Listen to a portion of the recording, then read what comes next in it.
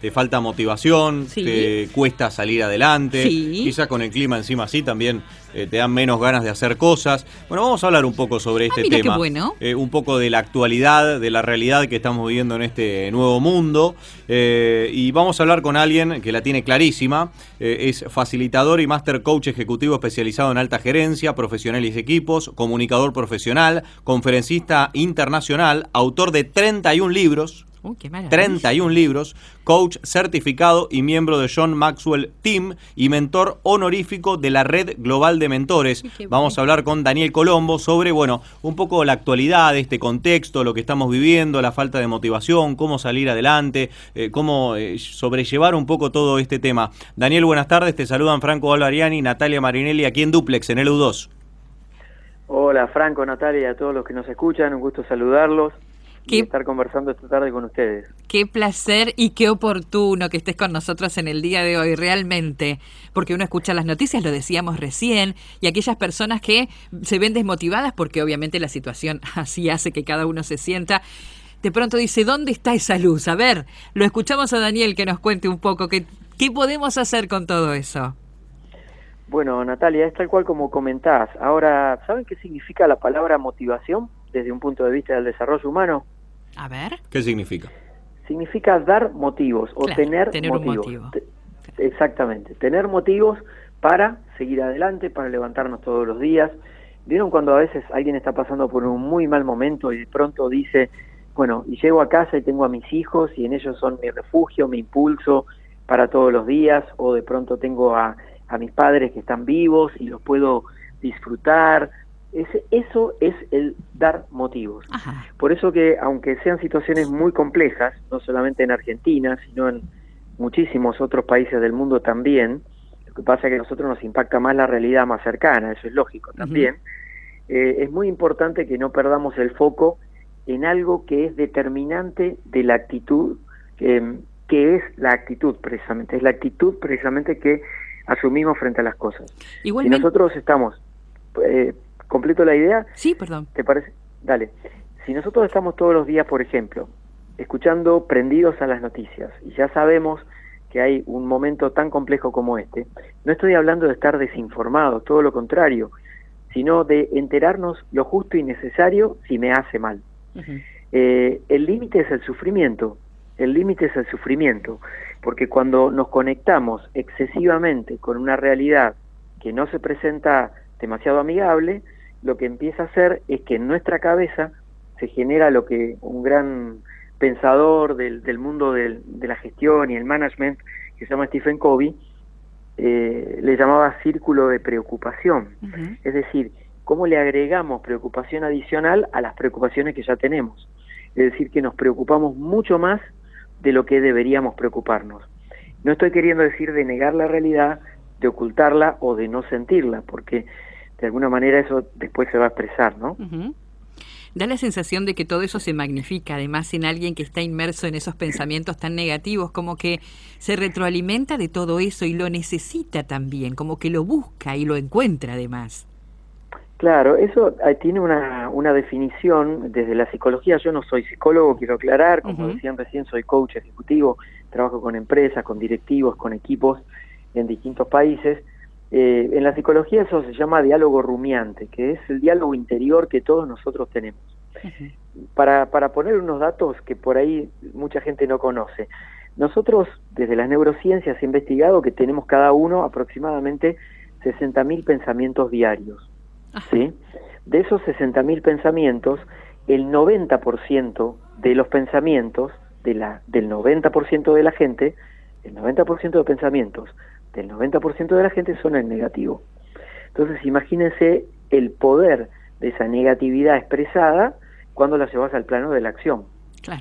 ¿Sí? Y ahora, perdón, te interrumpo, y ese otro 10% que saca ventaja sobre el resto, digamos, a la hora de, no sé, una carrera o en cualquier otra actividad o disciplina.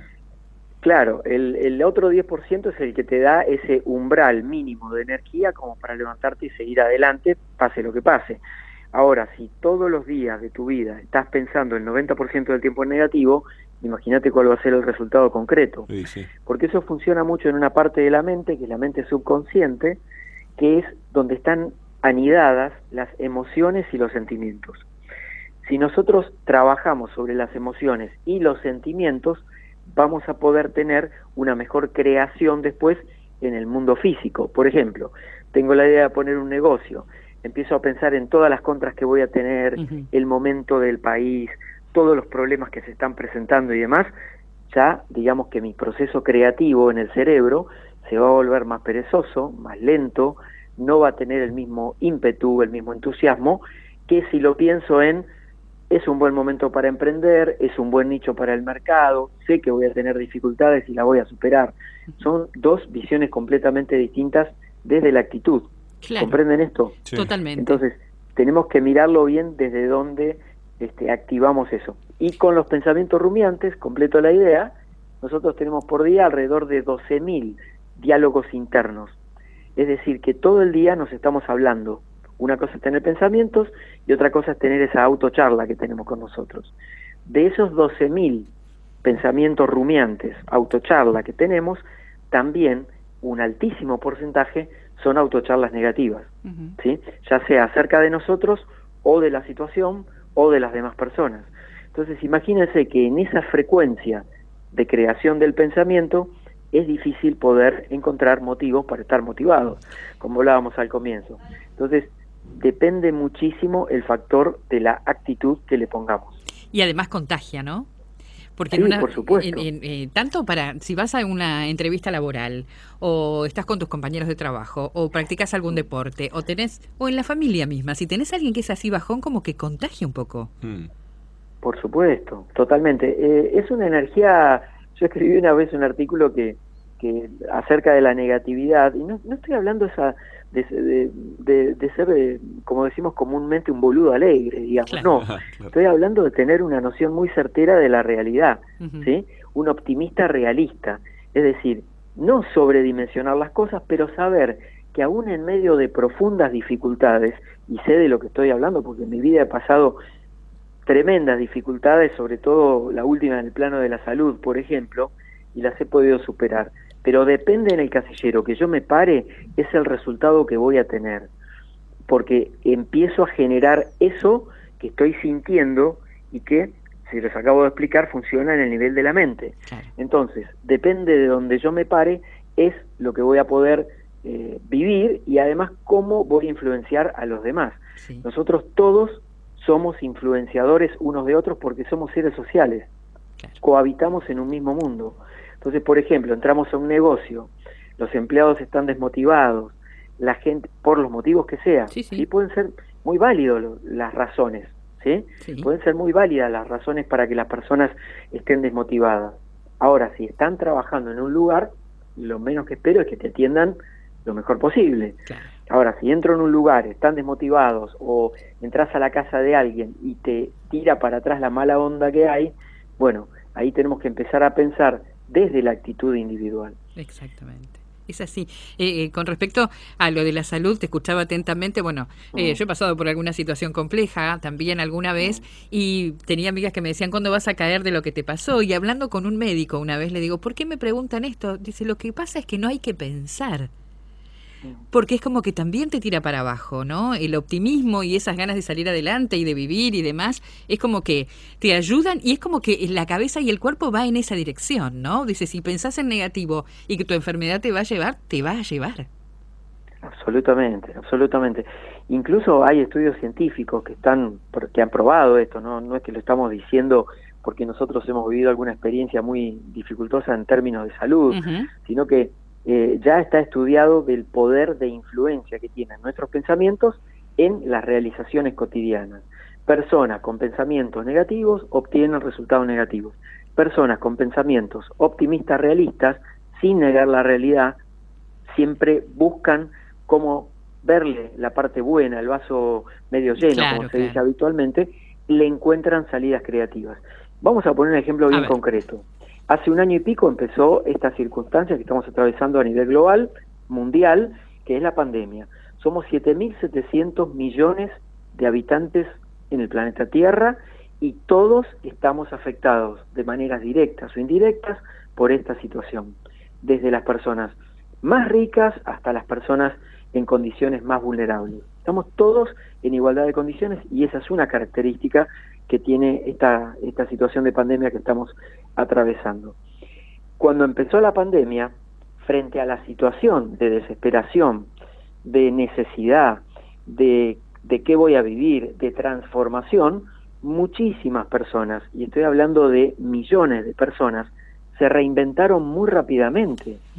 Negocios que estuvieron cerrados durante los primeros 15, 20 días, dijeron yo no puedo seguir así, me reinvento, y se pudieron reinventar. Y esta es una condición que tiene todo el mundo, todas las personas. A veces me critican cuando digo este tipo de cosas, porque se piensa como que no todas las personas tienen esa habilidad para recrearse. Yo te puedo asegurar que puesto en la situación de necesidad y puesto en la situación de pelear por lo tuyo, de luchar, como decimos habitualmente, por lo que queremos, salís adelante, te reinventás, le encontrás la vuelta. Exacto. Tal vez no sea exactamente lo que querés hacer, ni de la manera que te gustaría, pero no te vas a quedar de brazos cruzados. Claro, es y por eso ahí. Es así. depende. Claro. Perdón, Natalia. No, es por ahí, cuando te dicen es por ahí, ¿no? O estás sintiendo esa intuición, decís es por ahí.